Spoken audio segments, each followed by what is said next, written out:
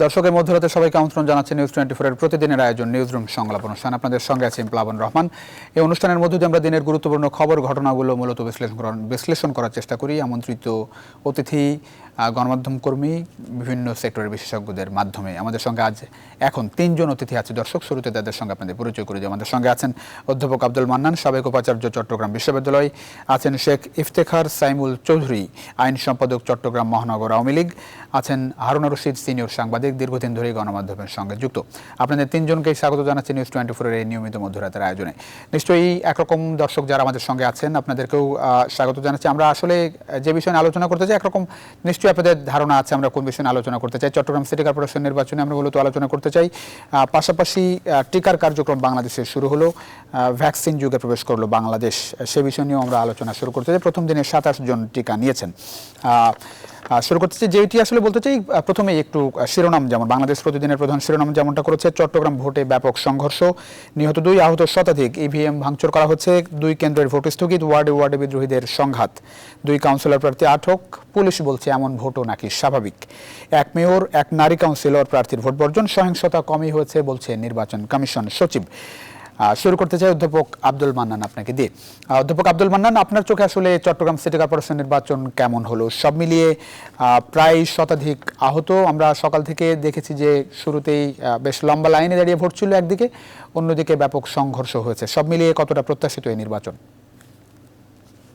জি, ধন্যবাদ আপনাকে। একই সাথে আজকে এই নিউজ 24 এর যে অনুষ্ঠানটি যারা দেখছেন তাদেরকেও আমি ধন্যবাদ জানাচ্ছি। সম্ভবত আমি দেশে আছি এই প্রথমবার আমি চট্টগ্রামে ভোট দিতে যেতে পারি নাই। এটা হচ্ছে কোভিড এর কারণে ভোট দিতে যেতে পারি নাই, কিন্তু আমি সারাদিনই খবর রেখেছি। তার একটি কারণ হচ্ছে আমার ঘরের দুয়ারে একেবারে গেট সংলগ্ন স্কুলে একটা ভোট কেন্দ্র আছে। আমাকে খোঁজ রাখতে হয় যে কোনো অঘটন ঘটছে কিনা। আল্লাহর মতো কোনো অঘটন ঘটে নাই। তবে আমি সারাদিন বিভিন্ন মাধ্যমে, আপনাদের টেলিভিশনের মাধ্যমে, বাসায় ফোন করে আমি খবর রেখেছি। আমার বন্ধু বান্ধব, সাংবাদিক যারা আছেন, ছোট ভাইরা, তাদের সাথে আমি যোগাযোগ রেখেছি। তবে সার্বিক অবস্থায় যেভাবে নির্বাচনটি হয়েছে সেটি আমি বলবো যে এর চাইতে ভালো নির্বাচন আমি অন্তত প্রত্যাশা করি নাই, যেখানে এত বিদ্রোহী প্রার্থী আছে। বিশেষ করে ওয়ার্ড কমিশনারদের মধ্যে এক একটা ওয়ার্ডে 2-3 জন, অনেক জায়গায় 5 জনও বিদ্রোহী প্রার্থী আছে। আমরা সারাদিন যে সংঘর্ষের কথাগুলো বললাম, আপনারা বললেন, আমরা শুনলাম, খোঁজ নিলাম, মারা গেছে, ভাইকে খুন করেছে, এগুলো প্রায় সবগুলোই হচ্ছে ওয়ার্ড কমিশনারদের মধ্যে নিজস্ব দলাদলি, নিজস্ব কোন্দল, নিজস্ব মারামারি, এবং এগুলো সব বিদ্রোহী প্রার্থীদের মধ্যে। এটি আমি যে প্রত্যাশা করি না তা বলবো না, কারণ আমি দীর্ঘ বছর ধরে, দীর্ঘ সময় ধরে, আমার জন্মলগ্ন থেকে যতক্ষণ পর্যন্ত আমার বুদ্ধি হয়েছে ততক্ষণ পর্যন্ত আমি ভোট দেখছি। ভোটের সাথে আমি সাবেক মেয়র আল-কাজী মহিউদ্দিন চৌধুরী যতবারই ভোটে দাঁড়িয়েছেন আমি তার সাথে কাছ থেকে কাজ করেছি। সুতরাং ভোটে কি হতে পারে, কি হতে পারে না, তার একটি ধারণা আমার আছে। অধ্যাপক আব্দুল মান্নান, একটা বিষয় একটু জানতে চাই, চট্টগ্রাম সিটি কর্পোরেশনের 27 বছরের ইতিহাসে প্রথম ভোটের দিন নিহতের মতো ঘটনা ঘটলো, এবং নিশ্চয়ই আগের নির্বাচনগুলোরও স্মৃতি নিশ্চয়ই আপনার মনে আছে, কিরকম ছিল সেই নির্বাচনগুলো? এত সংঘর্ষ, রক্তপাত কি ছিল? নিহতের ঘটনা তো ছিলই না। না, ছিল না, সংঘর্ষ ছিল, তবে এত ব্যাপক ছিল না। নিহতের ঘটনা ঘটে নাই। আমার মনে আছে মহিউদ্দিন চৌধুরী লাস্ট টাইম যখন নির্বাচন হলো করলেন, তখন একটা ছুরিকাঘাতের ঘটনা ঘটেছিল। ওনাকে নিয়ে আমি চট্টগ্রাম মেডিকেল কলেজ অপারেশন থিয়েটারের ছেলেটাকে দেখতে গিয়েছিলাম। তো এর বাইরে সংঘর্ষ হয়েছে, মারামারি হয়েছে, ইট পাটকেল মেরেছে, পুলিশ হিসাবে নিয়ন্ত্রণ করেছে, ঘটনা ঘটেছে। কিন্তু এইবারের মতন এত বিদ্রোহী প্রার্থী আমার মনে হয় না আমি চট্টগ্রাম সিটি কর্পোরেশন বলি আর মিউনিসিপ্যালিটি বলি, মিউনিসিপ্যালিটির সময় তো ছিলই না। সিটি কর্পোরেশনের সময় বিশেষ করে দলীয় প্রতীক নিয়ে যখন প্রার্থী দেওয়া শুরু হলো, আর দলীয় ভাবে কোন একজন ওয়ার্ড কমিশনারকে সমর্থন দেওয়া শুরু হলো, আর সাথে সাথে বিদ্রোহী প্রার্থী সেখানে দাঁড়িয়ে গেল এক বা একাধিক, তখন থেকে এই সংঘর্ষগুলো সূত্রপাত হয়েছে। এটি খুবই দুঃখজনক যে একটি স্থানীয় পর্যায়ে নির্বাচনে এত হানাহানি হয়েছে, সব কেন্দ্রে আবার না। যেমন আমার যে ওয়ার্ড 15 নম্বর ওয়ার্ড, সেখানে কোনো হানাহানি হয় নাই, সেখানে কোনো বিদ্রোহী প্রার্থীও ছিল না, সেখানে সবকিছু জি শান্তিপূর্ণভাবে অধ্যাপক হয়েছে। আব্দুল মান্নান, আসবো নিশ্চয়ই আপনার কাছে। আবারও আমরা একটু হারুন রশিদ আপনার কাছে আসতে চাই। হারুন রশিদ, আব্দুল মান্নান বলছিলেন যে বিদ্রোহী প্রার্থীকেই তিনি দায়ী করছেন। আসলে আপনি মানে এরকম সহিংসতার মানে যেটি হয় যে এক অংশে তো নিশ্চয়ই সুষ্ঠু নির্বাচন হয়েছে, হয়তো সেটি বড় অংশেরও, কিন্তু যখন ব্যাপকভাবে সংঘর্ষের ঘটনাগুলো গণমাধ্যমে আসে তখন আসলে মূল ফোকাসটা সেদিকেই চলে যায়। তো সব মিলিয়ে যতটা সহিংসতা হয়েছে এবং নিহতের ঘটনা ঘটেছে, আহতের ঘটনা ঘটেছে, পুলিশ বলছে স্বাভাবিক, সব মিলিয়ে নির্বাচন কতটা সুষ্ঠু গ্রহণযোগ্য আপনার দৃষ্টিতে? ধন্যবাদ আপনাকে। আপনি তো যখন সংবাদের শিরোনাম পড়ছিলেন তখন তো সুষ্ঠু নির্বাচন বলেননি, আপনি তো সংঘাত এবং সংঘর্ষের খবর দিয়েছেন, আপনি তো সেখানে নিহত হওয়ার খবর দিয়েছেন, আপনি তো সেখানে আহত হওয়ার খবর দিয়েছেন। তো আপনার সংবাদ শিরোনামই তো বলে দেয় নির্বাচন কেমন হয়েছে। নির্বাচনে মানুষ ভোট দিয়েছে, কেউ দেয়নি, কেউ জিতবেন কেউ জিতবেন না, কিন্তু এটা তো প্রার্থীদের বিষয়, কারা জিতলেন কারা জিতলেন না। কিন্তু আমরা দেখি সার্বিকভাবে, আমরা দেখি মান্নান স্যার একটু আগে বললেন যে তিনি দীর্ঘদিন ধরে চট্টগ্রামের এই জিনিস প্রত্যক্ষ করছেন, তিনি নির্বাচনের সাথে সংশ্লিষ্ট থাকতেন যখন মেয়র মহিউদ্দিন চৌধুরী নির্বাচনে দাঁড়িয়েছেন, এবং তিনি এ ধরনের সহিংসতা অতীতে দেখেননি। উনি সর্বোচ্চ একটি ছুরিকাঘাতের ঘটনার কথা উল্লেখ করলেন। তার মতো একজন বর্ষিয়ান শিক্ষাবিদ যখন এই কথা বলেন তখন তো আপনার কাছে চিত্রটি খুব স্পষ্ট। আমি ব্যাখ্যা করতে চাই অন্যভাবে। স্যার যেটা করলেন সেটা বললেন যে বিদ্রোহী প্রার্থীদের কারণে আছে। তো আমি যদি ভুল বলে না থাকি, এই বিদ্রোহী প্রার্থী অধিকাংশই আওয়ামী লীগের। আমি যদি আমার যদি তথ্যগত ভুল না হয় তাহলে কারেকশন করে দেবেন সবাই। আওয়ামী লীগে এত বিদ্রোহী প্রার্থী কেন হচ্ছে, এই অবজারভেশনটা সাংবাদিক হিসেবে আমার রয়েছে যে এই যে প্রতীকের কারণে, নৌকা প্রতীকের কারণে যে বিদ্রোহী, অর্থাৎ প্রতীকের নির্বাচনের কারণে যে বিদ্রোহী প্রার্থী বাড়ছে এবং সংঘাত হচ্ছে, বিষয়টা কিন্তু এত হালকাভাবে বিশ্লেষণের কোনো জায়গা নেই। প্রার্থীরা যে কোনো দলেরই যখন তিনি মনে করেন যদি যে আমি যদি নৌকা প্রতীক বা অন্য কোনো যে কোনো প্রতীক, এই প্রতীকটা যখন আমি পাবো তখন আমার এক ধরনের শিওর শট হয়ে যাবে, অর্থাৎ আমার জেতার সম্ভাবনা প্রায় শতভাগ নিশ্চিত। তখন যারা দীর্ঘদিন ওখানে রাজনীতি করেন, যে দলের হোক, সেটা আওয়ামী লীগের ধরি নৌকা, এখন তো নৌকার শিওর শট খেলার যুগ। তো সেইখানে অন্য যারা এই প্রতীকটা পান না, ওয়ার্ড কাউন্সিলর পদে কিন্তু দলীয় মনোনয়ন হয়, কিন্তু সেখানে সম্ভবত প্রতীক থাকে না, আমি যদি ঠিক জেনে থাকি, কিন্তু মেয়র পদে প্রতীক থাকে, তবুও সেখানে কিন্তু দলীয় মনোনয়ন হয়। এখন যখন আওয়ামী লীগের যখন মনোনয়ন না পান কেউ, তখন তার মনে হয় যে আমার শিওর শটটি চলে গেল, আমি তাহলে দাঁড়িয়ে যাই, দাঁড়িয়ে গেলে যেটা হবে, নৌকার সমান প্রার্থী তো রয়েছে, আমি যদি থাকি তাহলে নির্বাচন একটি গ্রহণযোগ্য পর্যায়ে হবে এবং তখন আমি জিতে যাব, এখানে কোনো হস্তক্ষেপ হবে না। সুতরাং কেউ আর এখন আর ছাড়তে চাচ্ছে না। আপনি কেন এই সিটি নির্বাচনের কথা বলেন? আপনি এই শুধুমাত্র এটা কেন, আপনি 60 নির্বাচন 7টি জায়গায় তো নির্বাচন কয়েকদিন আগেই হয়ে গেল, 16 তারিখে, সেখানে তো আমরা একই অবস্থা দেখেছি। হারুন রশিদ, এই বিষয়ে নিশ্চয়ই আপনার বিশ্লেষণ আরো নিতে চাই। আমার সহকর্মী সারাদিন নির্বাচন কভার করেছেন, এখন দাঁড়িয়ে আছেন, একটু তার কাছ থেকে খবর নিয়ে আসতে চাই, সবশেষ ফলাফল পরিস্থিতি নিয়ে আসতে চাই। ফখরুল ইসলাম চট্টগ্রাম থেকে যোগ দিচ্ছেন। ফখরুল, নিশ্চয়ই শুনতে পাচ্ছেন? ফখরুল, আমরা সন্ধ্যার পর থেকে আসলে দেখছিলাম, যখন ফলাফল আসা শুরু হয়েছে তখন থেকেই আওয়ামী লীগ প্রার্থী বেশ বড় ব্যবধানের ভোটে এগিয়ে যাচ্ছিলেন। ব্যবধান এখনকার কতটা ফলাফল এসেছে? 735টি কেন্দ্রের মধ্যে ব্যবধান কেমন একটু জানাবেন।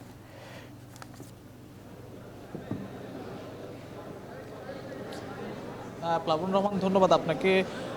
এখন আসলে ব্যবধান আমি যদি বলি, 588টি কেন্দ্রের ফলাফল আমরা হাতে পেয়েছি। 2,57,326টি ভোট নৌকা প্রতীকে, অর্থাৎ নৌকা প্রতীকের প্রার্থী মোহাম্মদ রেজাউল করিম চৌধুরী পেয়েছেন।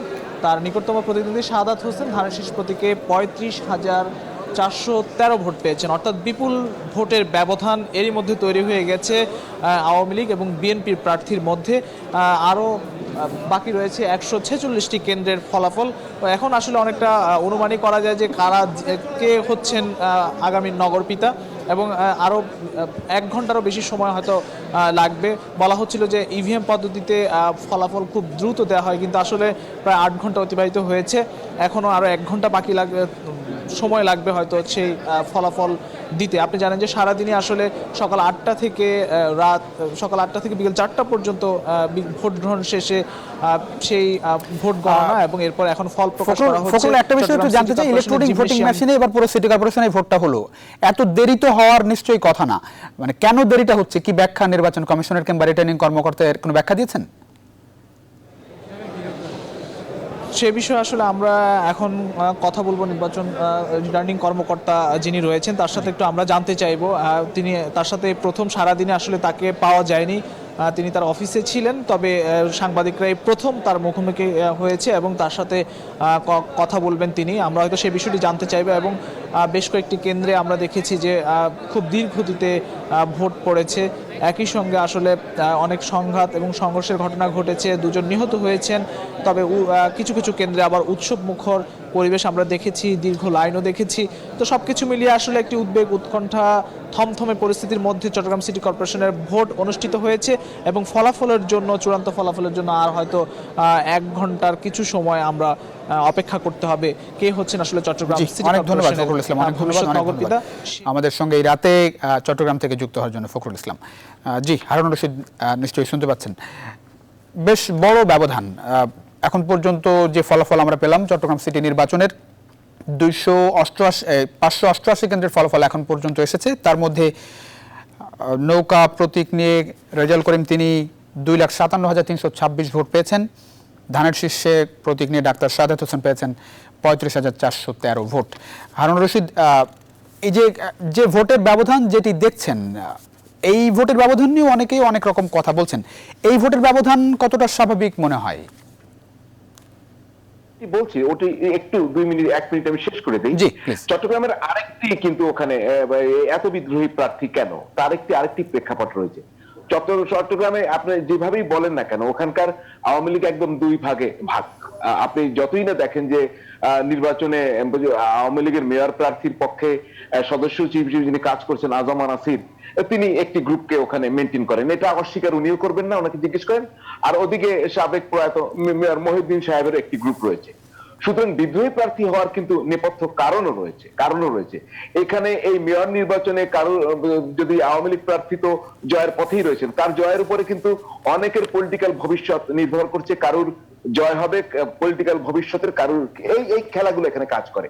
সুতরাং এই যে দ্বন্দ্ব, সংঘাত, সংঘর্ষ, এটি আসলে আওয়ামী লীগের স্থানীয় পর্যায়ে দায় নিতে হবে। এটা শুধুমাত্র যে আপনার প্রতীকের কারণে তা কিন্তু নয়, এগুলো নিয়ন্ত্রণ করা যায়নি। এখন আপনি ব্যবধান নিয়ে কথা বলছেন, ব্যবধান নিয়ে আপনি যে ভোটের কথা বলছেন, এখন পর্যন্ত আমি জানি না ঠিক কত পার্সেন্ট ভোট পড়ছে, তাতে কিন্তু ভোট এখনো খুব কমই কাউন্ট হয়েছে, কেননা ওখানে প্রায় 18 লাখ প্লাস আমি যতদূর জানি চট্টগ্রাম সিটি কর্পোরেশনের ভোট।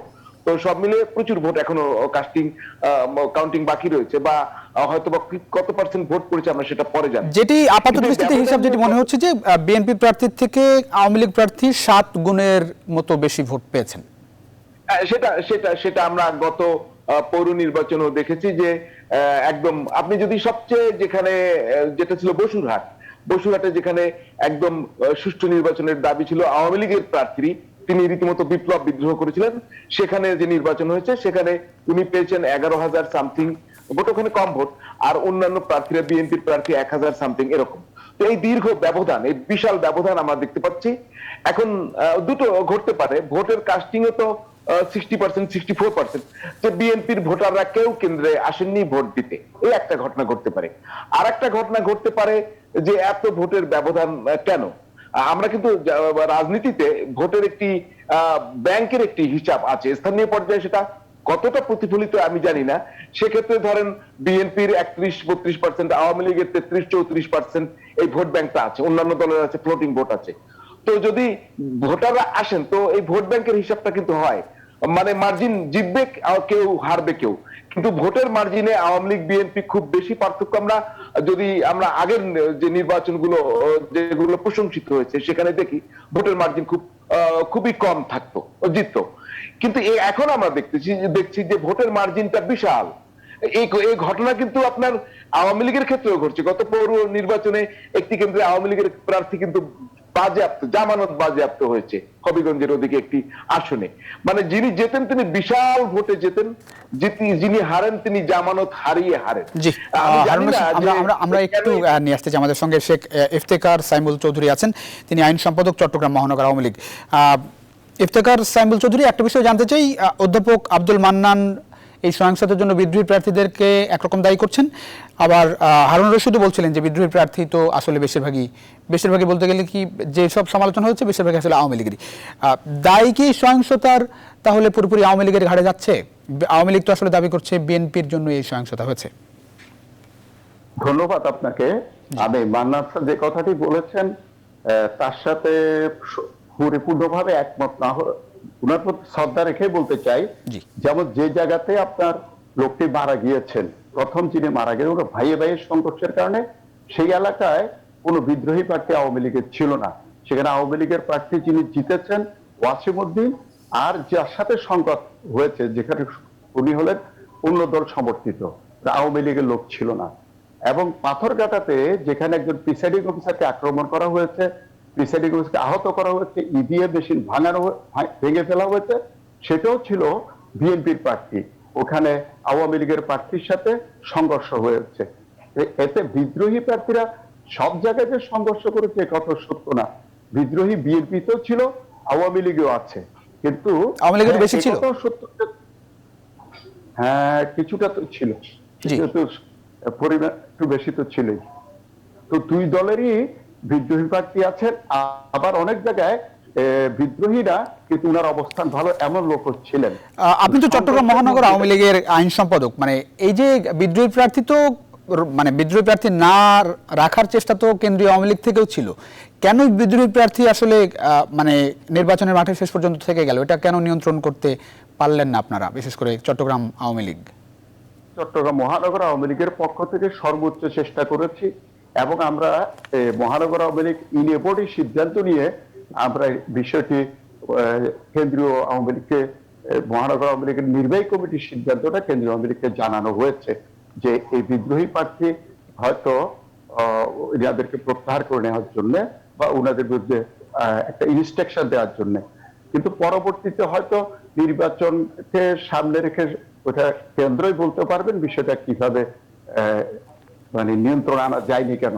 আমরা চেষ্টা করেছি সর্বোচ্চ, আমাদের নগর আওয়ামী লীগের পক্ষ থেকে কোন রকম ত্রুটি বিচ্যুতি ছিল না যে এই বিষয়টিকে নিয়ন্ত্রণ আনবার জন্য। মানে কোন বিষয়গুলো আসলে কাজ করছে এই যে বিদ্রোহী প্রার্থী হওয়া, এই যে ধরেন সবাই তো আওয়ামী লীগ করে, মানে কোন ফ্যাক্টরগুলো কাজ করছে একেবারে অনর বিদ্রোহী প্রার্থী হওয়ার জায়গাটাই? আপনাদের উপলব্ধি কি আসলে?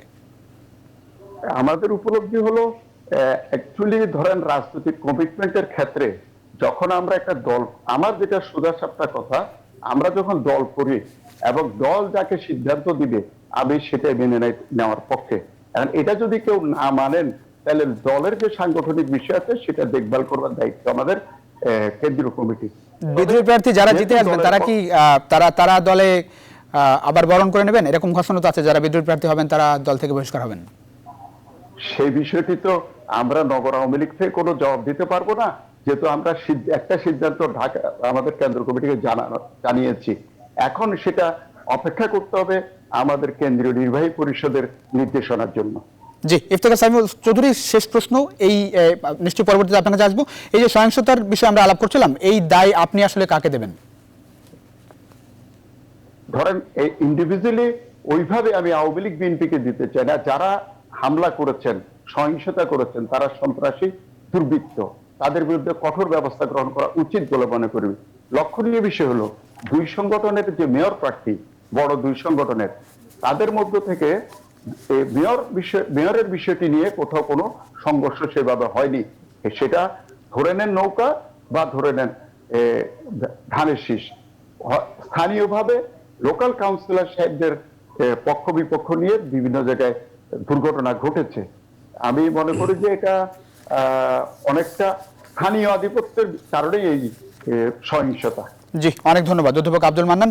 এই নির্বাচনকে কতটা সুষ্ঠু গ্রহণযোগ্য আপনি বলবেন? নির্বাচন কমিশন বলছে যে যেরকম সহিংসতা নির্বাচন কমিশন যে দেখেছে তাতে করে খুব বেশি সহিংসতা হয়নি। না, সেটা যেমন ইফতেখার সাইমুল আমার সরাসরি ছাত্র, তার একটি মত আছে। হারুনুর রশিদের একটা মত আছে, আমার একটা মত আছে, নির্বাচন কমিশনের একটি কনস্টিটিউশনাল বডি তাদের একটা মত আছে, অনেক দায়িত্বশীল মত তারা নিশ্চয়ই দিবেন বা দিচ্ছেন বা দিয়েছেন। আমার বক্তব্য হচ্ছে বাংলাদেশে যে নির্বাচন কালচার আমরা গত 30-40 বছর দেখছি, এটি গ্রহণযোগ্য বা গ্রহণযোগ্য না সেটা খুব বড় করে আমরা দেখার আর খুব বেশি সুযোগ নেই।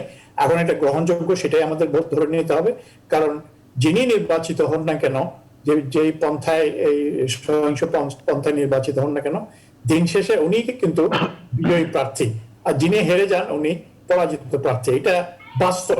এটা আমার পছন্দ নাও হতে পারে, এটা অন্য কারোর পছন্দ নাও হতে পারে, কিন্তু এটা হচ্ছে বাস্তব। জনগণ এরকম ধরেন এরকম নির্বাচনের মধ্য দিয়ে যারা জনপ্রতিনিধি হিসেবে নির্বাচিত হয়ে আসেন, জনগণ তাদেরকে আসলে কিভাবে নেন? হ্যাঁ, এটা আপনি বলতে পারেন জনগণের পারসেপশন। প্রথম কথা হচ্ছে যারা এই ধরনের নির্বাচিত হয়ে আসেন, যোগ্য তার যোগ্যতার ঘাটতি আছে বা তাকে নিয়ে নানা ধরনের প্রশ্ন আছে, তার সততা নিয়ে প্রশ্ন আছে, তাদেরকে জনগণ সাধারণত কখনো সোজা চোখে বা ভালো চোখে দেখে না। এটা তাদেরকে মেনে নিতেই হবে, কিন্তু সেটা তো জনগণের কথা। আমিও জনগণ, সাইমুলের জনগণ, হারুন রশিদের জনগণ, আপনিও জনগণ। কিন্তু আমরা কি মনে করলাম বা কি মনে করলাম না, তার চাইতে বেশি গুরুত্বপূর্ণ হচ্ছে যিনি নির্বাচিত হচ্ছেন একটা পদে যাচ্ছেন, তিনি কি করছেন আগামীতে। আমি অনেক সময় দেখেছি যাকে আমি হয়তো মনে করতাম যে মানুষটা খুবই ভালো না, খুব সৎ হবে না, কিন্তু দেখা গিয়েছে যে তার কর্মকাণ্ডের কারণে তিনি সবচেয়ে ভালো মানুষ হিসেবে, মানুষকে আল্লাহ একটা সুযোগ দেয় নিজেকে প্রমাণিত করার জন্য, ভালো হওয়ার, হয়তো সেই সুযোগটা তিনি গ্রহণ করে আবার সকলের কাছে গ্রহণযোগ্য হয়েছেন, পরবর্তীকালে তিনি আবার নির্বাচিত হয়েছেন। এরকম ঘটনাও আছে। আবার দেখা গেছে যাকে আপনি খুব সৎ বলে নির্বাচিত করেছেন, ভালো বলে মানুষ বলে নির্বাচিত করেছেন, তিনি ক্ষমতায় গিয়ে এমন কাণ্ড কীর্তি করেছেন, এমন অহংবোধে তিনি ভুগেছেন, এমন লালসায় তিনি ভুগেছেন, পরবর্তীকালে তিনি জনগণ কর্তৃক প্রত্যাহৃত হয়েছেন। অধ্যাপক আব্দুল মান্নান, সেটি তো নির্বাচনের পরের বিষয়, কিন্তু নির্বাচনটা তো সুষ্ঠু, নিরপেক্ষ, গ্রহণযোগ্য, উৎসবমুখর পরিবেশে হওয়া উচিত, বিশেষ করে স্থানীয় নির্বাচন তো বটেই। তো সেই জায়গাটাই সাধারণ মানুষের মতামত আসলেই কতটা ভোটে, যখন এরকম ভোট কাস্টিং হয় কিংবা এরকম সহিংসতাপূর্ণ নির্বাচন হয়, সেই জায়গায় সাধারণ মানুষের মতামত কিংবা যাদেরকে তারা ভোট দিতে চান, সেই প্রতিফলনটা এরকম ভোটের মধ্য দিয়ে কতটা আসে আসলে? আমি একটা কথা বলি, আমি কোনো দলীয় ভাবে কোনো মতামত দিচ্ছি না, সেটা দেওয়ার জন্য এখানে সাইমুল আছে। আমি যেটা বলি, আমি গত ধরেন এই বর্তমান সরকারের 3 মেয়াদ কালে দেখছি একটা জিনিস, যখনই নির্বাচন হয়, প্রথম তো বিএনপি নির্বাচন করতো না, তারপর নির্বাচন করা শুরু করলো, কিন্তু তারা নির্বাচন করে আবার নির্বাচন সুষ্ঠু হবে না, অনেকটা সেভাবেই তারা নির্বাচনটা শুরু করেন। অর্থাৎ তাদের যেমন এই আজকে যে গতকাল যে নির্বাচনটি হয়ে গেল, সেই নির্বাচনের আগের 2-4 দিনের কথাবার্তা কেন্দ্রীয় নেতৃবৃন্দ থেকে শুরু করে স্থানীয় নেতৃবৃন্দ সকলেই আগে থেকেই বলে রাখছেন যে তারা পরাজিত হচ্ছেন বা তাদের এই নির্বাচন সুষ্ঠু হবে না, ইত্যাদি ইত্যাদি তারা বলে রাখছেন। সুতরাং তাদের মধ্যে ওই ফাইটিং স্পিরিটটা তাদের মধ্যে নেই। আপনি যদি অতীতে ফিরে যান, দেখবেন আপনি বাংলাদেশে ইতিহাসে 50 বছর ইতিহাসে বা তারও আমি পাকিস্তান আমলেও আমি 70 নির্বাচন ভোট দিয়েছি, সুতরাং আমি তো জানি, তারও আগেও আমি ভোট দিয়েছি, যে আওয়ামী লীগ শত বাধা বিপত্তির মুখেও কখনো কিন্তু মাঠ ছাড়ে নাই, কখনো নির্বাচনের আগে পরাজিত হবে, এইটা হবে ওটা হবে সেটা কখনো তারা বলে নাই। যখন বিএনপি একটা বড় দল হিসাবে এই ধরনের কথাবার্তা বলেন, তাদের সাধারণ যারা সমর্থক আছেন তারা কিন্তু খুবই কি বলে যাবে, নিরাশ হয়ে যান। তারা অনেকে ইচ্ছা থাকলেও ভোট দিতে যান না, বলেন যে আমরা তো বলে দিয়েছি, আমাদের নেতৃবৃন্দ বলে দিয়েছে। বিএনপি যিনি প্রার্থী ডাক্তার শাহাদাত হোসেন, তিনি তো ভোটের শুরুতে যখন ভোট দিয়েছেন তারপর বলেছেন যে তিনি দিনভর মাঠে আছেন, মাঠে থাকবেন শেষ পর্যন্ত। 2 নম্বর, তিনি যে অভিযোগটি করেছেন যে প্রায় বেশিরভাগ কেন্দ্র থেকে তার এজেন্টদেরকে বের করে দেওয়া হয়েছে। না, এটা তো অভিযোগ তো করতেই পারে। এবং আরেকটি চ্যানেল আমি দেখলাম, উনি বাড়ি থেকে বের হয়েছেন নির্বাচন শুরু হওয়ার 1.5 ঘন্টা পরে। হ্যাঁ, 1.5 ঘন্টা পরে বাড়ি থেকে বের হয়ে নিজের ভোটটা দিয়ে তারপর অন্য কেন্দ্র গেছেন। উনি অভিযোগ করাটা অস্বাভাবিক কিছু না। বাংলাদেশের নির্বাচনে যিনি পরাজিত হন, বিশেষ করে তারা বেশি অভিযোগটা তারা বেশি করেন, যারা বিজয়ী হন তারা অভিযোগ করেন। এক একজনের এক এক ধরনের অভিযোগ আছে। কেউ ইভিএম মেশিনের বিরুদ্ধে আছে, কেউ নির্বাচনে যারা প্রিসাইডিং অফিসার তাদের বিরুদ্ধে আছে, কেউ আইন প্রয়োগকারী সংস্থা তাদের বিরুদ্ধে আছে। নানা ধরনের অভিযোগ থাকতেই পারে। সুতরাং ডক্টর সাদাত হোসেন, আমি আরেকটি অনুষ্ঠান সম্ভবত আপনাদের অন্য কোনো একটা অনুষ্ঠান বলেছিলাম, তিনি এর আগে জাতীয় সংসদ নির্বাচন করেছেন আমার এলাকা থেকে, আমার কনস্টিটিউয়েন্সি থেকে। কিন্তু সেই নির্বাচনে, মানে গতবার যে নির্বাচনটি হয়েছিল, আমি তো স্বয়ং ভোট দিতে ঢাকা থেকে সপরিবারে চট্টগ্রাম গিয়েছিলাম। আমি কখনো তার কোনো পোস্টারও দেখি নেই, তাকে কখনো রাস্তায় নামতেও দেখি নাই, কোনো সভা সমাবেশ করতেও দেখি নাই। অর্থাৎ নির্বাচনের আগেই যদি একজন প্রার্থী জাতীয় নির্বাচন বলে, স্থানীয় পর্যায়ে নির্বাচন বলে আগেই হেরে যান, বাইরে যাওয়ার মতো কথাবার্তা বলেন, তাহলে তার যতই সমর্থকরা থাকুক না কেন, তাহলে তো বলবেনই যে আমি নির্বাচন ভোট দিতে গিয়ে আমার কি লাভ, আমার প্রার্থী তো আগে বলে দিয়েছেন এই নির্বাচন সুষ্ঠু হবে না। জি, অনেক ধন্যবাদ অধ্যাপক আব্দুল মান্নান। আমরা একটু হারুন রশিদ আপনার কাছে আসছি। হারুন রশিদ, নির্বাচনের প্রার্থীদের রোল তো নিশ্চয়ই একটা বড় বিষয়, কিন্তু এই নির্বাচনে যে সহিংসতার সংঘাত হতে পারে সেরকম আশঙ্কা আইন শৃঙ্খলা রক্ষাকারী বাহিনীও করেছিল, প্রার্থীদের মধ্য থেকে এরকম আশঙ্কার কথা বলা হয়েছিল। নির্বাচন কমিশন আইন শৃঙ্খলা রক্ষাকারী বাহিনী আসলে কি করলো? সহিংসতা মুক্ত একটি নির্বাচন কেন করা গেল না? নির্বাচন কমিশন আইন শৃঙ্খলা রক্ষাকারী বাহিনীর ভূমিকা সম্পর্কে একটু জানতে চাই। তাদের রোলটাই তো বেশি থাকার কথা। কি করলো সেটি একটি কথায় খুব সহজে বোঝা যায়, যে ইসি সচিব আলমগীর সাহেব আজকে দুটো কথা বলেছেন, মিলিয়ে দেখেন। একটা হচ্ছে তার কাছে খুব এটা সহিংসতাটাকে, সেটা থার্ড ওয়ার্ল্ড কান্ট্রিজ এর যে দেশগুলো, সেটার বিবেচনায় এটি কম হয়েছে। ভেরি গুড, তাহলে আমরা থার্ড ওয়ার্ল্ড কান্ট্রিজ এর একটি দেশ, সেখানে কিছু সহিংসতা হতেই পারে, এটা একটা ফ্যাক্ট হিসেবে ধরে নিলাম। দ্বিতীয় কথা, যখন ভোটার উপস্থিতি কমের কথা বলা হলো, তিনি বললেন দেশ উন্নত হয়েছে। উন্নত দেশে দেখুন, আমেরিকায় আসলে ভোটারদের ভোটের প্রতি আগ্রহ থাকে না, তো এখানেও ভোটের প্রতি আগ্রহ কমছে। মানে আপনি দেখেন কথার ভিতরে কতটা বৈপরীত্য। দেশটা হচ্ছে থার্ড ওয়ার্ল্ড কান্ট্রিজ, আপনি সংঘাত সংঘর্ষ যখন ডিফাইন করতে যাবেন, ডিফেন্ড করতে যাবেন, তখন আপনি থার্ড ওয়ার্ল্ড কান্ট্রিজ এর উদাহরণ দেবেন। যখন আপনি আবার ভোটার উপস্থিতি কম হবে, তখন বলবেন দেশ উন্নত হচ্ছে, মানুষের প্রতি, মানুষ এই যে উন্নত বিশ্বে মানুষ একটু ভোট দানে অনাগ্রহ দেখায়, আমাদের দেশের লোকজনও সেইটা। আসলে তাহলে নির্বাচন কমিশন কি বলতে চায়, তার জন্য রেডি ব্যাখ্যা রয়ে গেছে। আপনি যদি এখন এই সংঘাত সংঘর্ষের কথা বলবেন, তো বলবেন যে ভাইয়ে ভাইয়ে ঝগড়ায় দুজন মারা গেছে, এখানে আমাদের কি করার আছে? আসলে এই যদি হয় নির্বাচন কমিশনের রোল, তাহলে আপনি তার কাছ থেকে খুব বেশি তো আশা করতে পারবেন না। কারণটা হচ্ছে যে তারা যে আমরা এই নির্বাচন কমিশনের যে বিভিন্ন সময় রোলগুলো দেখি, তাদের কোনো অ্যাকশন আছে? আপনি এই যে চট্টগ্রাম সিটি কর্পোরেশন এলাকায় যদি আজকে দুজন মারা গিয়ে থাকে, তাহলে মোট মনে হয় 4 জন হবে, আমি যতদূর জানি। 40 জন আজকে আহত হয়েছে, শতাধিক আহত হয়েছে, আগেও আহত হয়েছে। তো তাদের কোনো স্পেসিফিক আগের যে এখানে কিন্তু সংঘাত হচ্ছিল, স্পেসিফিক কোনো অ্যাকশন দেখেছেন? তারা কিন্তু নিচ্ছি নেব তাতেই সীমাবদ্ধ থাকে। এবং আপনি খেয়াল করবেন যে নির্বাচন কমিশনের ভিতরে দুটো মত রয়েছে, দুটো ভিন্ন মত রয়েছে। একজন নির্বাচন কমিশনার তিনি একরকম কথা বলেন, অন্য নির্বাচন, অর্থাৎ তাদের ভিতরে ঐক্যমত নাই। ঐক্যমত নাই থাকতে পারে, আমরা তো এখানে ডিফার করছি, কিন্তু সেই ডিফার করার জায়গায় কিন্তু যার যার যৌক্তিক একটি অবস্থান আছে। মান্নান স্যার যখন কথা বলেন, শেখ ইফতেখার শিমুল চৌধুরী ভাই যখন কথা বলেন, তিনি কিন্তু তার তথ্য উপাত্ত দিয়ে কথা বলেন, কিন্তু নির্বাচন কমিশনের যুক্তিগুলো দেখবেন হাস্যকর। মানে এটি আপনি একটা দেশের সিচুয়েশনকে উন্নত বিশ্বের সিচুয়েশন দিয়ে একটা ব্যাখ্যা করছেন, আবার আর একটা বিষয় ব্যাখ্যা করছেন থার্ড ওয়ার্ল্ড কান্ট্রিজ দিয়ে। এরপরে যদি আর কোন সিচুয়েশন হয়, তাহলে নির্বাচন কমিশন নিশ্চয়ই মঙ্গল গ্রহের ব্যাখ্যা দেবে। এরকম একটি নির্বাচন কমিশন দিয়ে কি আসলেই সুস্থ গ্রহণযোগ্য নির্বাচন সম্ভব, কিংবা এরকম পরিস্থিতি নিয়ন্ত্রণ করা সম্ভব কিনা? সুষ্ঠু গ্রহণযোগ্য নির্বাচন বাংলাদেশে, আপনি বারবার এই কথাটা বলছেন, মানে এটি ক্রিটিক্যাল কোশ্চেন খুব বারবার করেন, এটা স্যারকেও করেছেন, আমাকেও করেছেন। না, কিন্তু একটি বিষয় হচ্ছে যে যেখানে পরিবেশটা এরকম, সেই জায়গাটা তো নির্বাচন কমিশনের শক্ত অবস্থান খুব জরুরি। এরকম নির্বাচন কমিশনের মাধ্যমে কি সেই নিয়ন্ত্রণটা রাখা সম্ভব কিনা নির্বাচনের দিনে? আমি আপনাকে একটা কথা বলি, নির্বাচন কমিশনের বাংলাদেশের যে স্ট্যাটাস, সেখানে এককভাবে নির্বাচন কমিশন যদি এই নির্বাচন কমিশন যদি চায়ও, আমি বলি তাদের চাওয়াটা আমরা দেখছি না।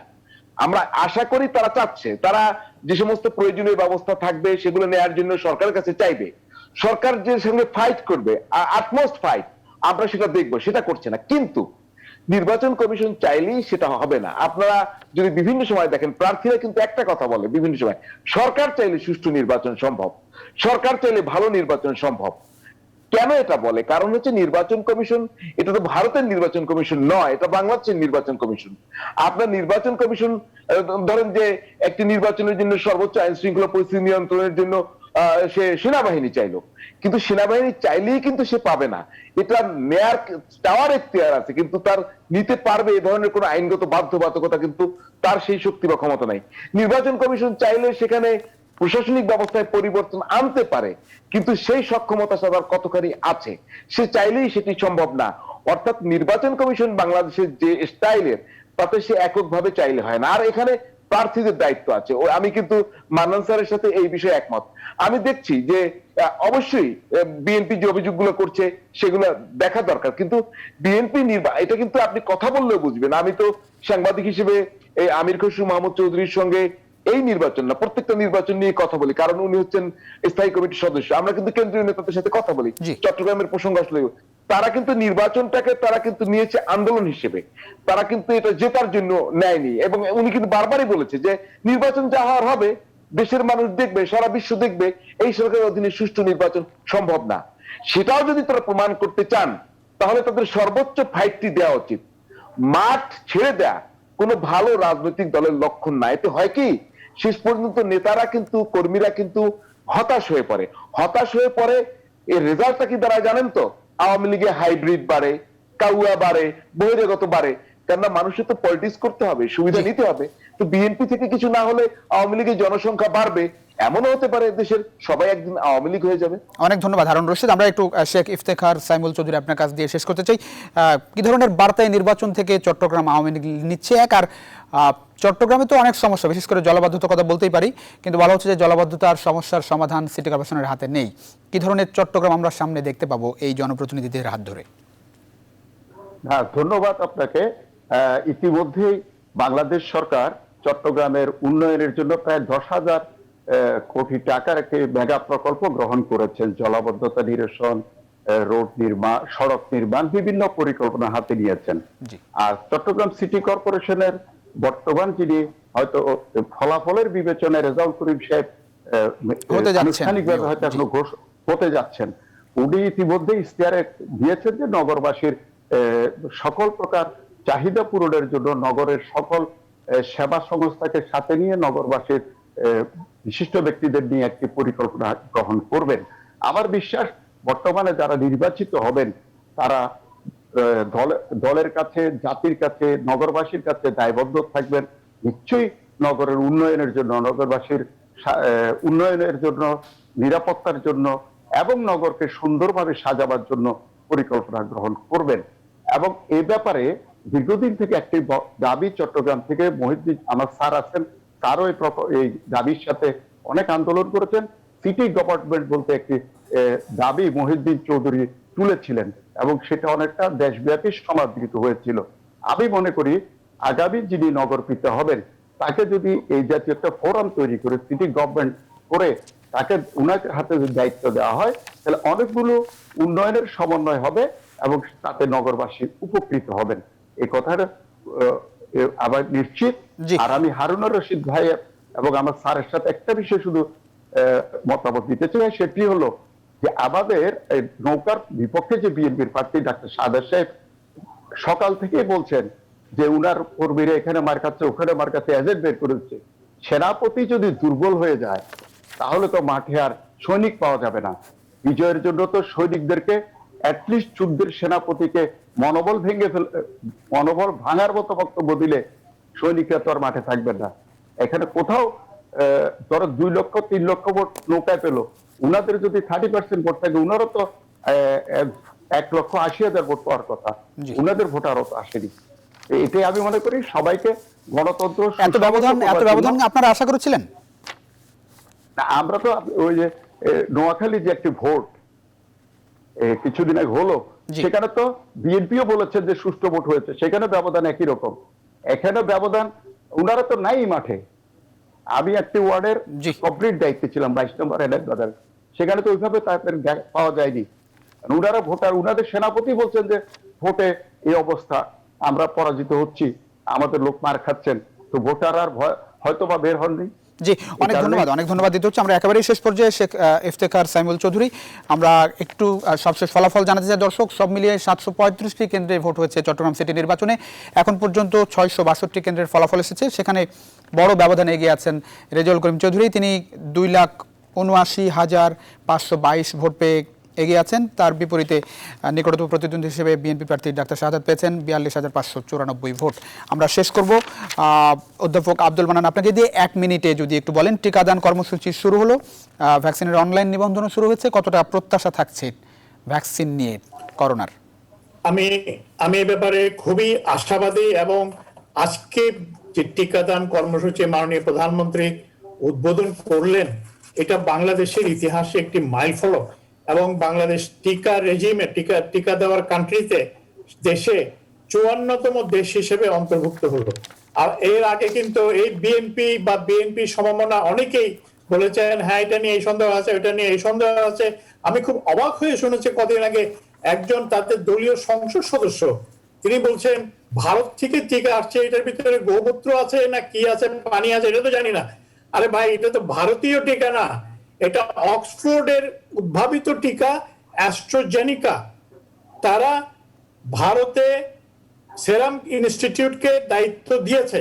অ্যাস্ট্রাজেনিকা একটা ব্রিটিশ মাল্টিন্যাশনাল কোম্পানি, তাদের এজেন্ট হচ্ছে ভারতের সেরাম ইনস্টিটিউট।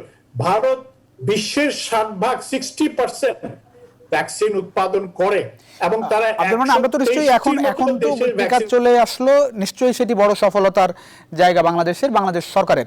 সেই জায়গাটা আমরা নিশ্চয়ই ভালো ব্যবস্থাপনা আশা করতে পারি। সেটা আমাদের ঠিক করতে হবে, ব্যবস্থাপনাটা ঠিক করতে হবে, সঠিক সময়ে সঠিক মানুষ যাতে টিকাটা নির্বিঘ্নে পায় সেটা নিশ্চয়তা আমাদের দিতে হবে। জি, অনেক ধন্যবাদ অধ্যাপক আব্দুল মান্নান, শেখ ইফতেখার সাইমুল চৌধুরী, হারুন রশিদ, আপনাদের তিনজনকে অসংখ্য ধন্যবাদ এই রাত আপনাদের মূল্যবান সময় নিউজ 24 এর নিউজ রুম সংবাদ দেওয়ার জন্য। শেষ বেলায় আবারও জানিয়ে রাখি, ভোটের ফলাফলে এখন পর্যন্ত যে ব্যবধান, তাতে করে আওয়ামী লীগ প্রার্থী রেজাউল করিম চৌধুরী হয়তো হতে যাচ্ছেন চট্টগ্রাম সিটির পরবর্তী নগরপিতা। দর্শক, আমাদের সঙ্গে থাকার জন্য আপনাদেরকেও অসংখ্য ধন্যবাদ। শুভরাত্রি।